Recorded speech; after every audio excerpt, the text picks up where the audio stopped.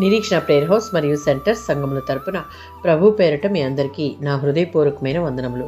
ఈరోజు దేవుని వాగ్దానం మత్తయి సువార్త 5వ అధ్యాయం 48వ వచనం. మీ పరలోకపు తండ్రి పరిపూర్ణుడు గనుక మీరును పరిపూర్ణులై ఉండుడి. ఈ వాక్యం యేసు కొండ మీద చేసిన ప్రసంగంలో ఆఖరి భాగం. ఇక్కడ యేసు మనకు ఆజ్ఞాపిస్తున్నది ఏమిటి అంటే దేవుని స్వభావము, పవిత్రత, ప్రేమ అన్ని విషయాలలో మనము కూడా సంపూర్ణులై ఉండాలి అని.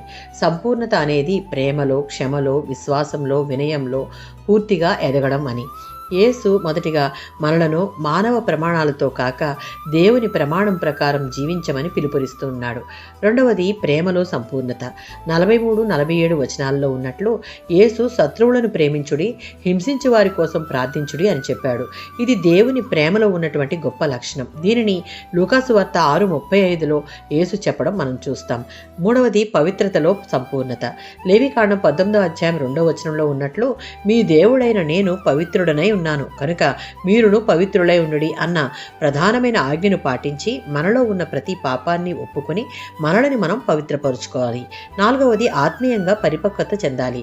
ఇది లోకానుసారంగా బ్రతికే వారికి సాధ్యం కాదు. కానీ క్రైస్తవ విశ్వాసిగా ఆత్మీయంగా దేవుడు ఆశించిన స్థాయికి ఎదుగుటకు ఫిలిప్పీలకు రాసిన పత్రిక 3వ అధ్యాయం 12-14లో ఉన్నట్లుగా పరిశుద్ధాత్మ శక్తి ద్వారా మాత్రమే సాధ్యమవుతుంది.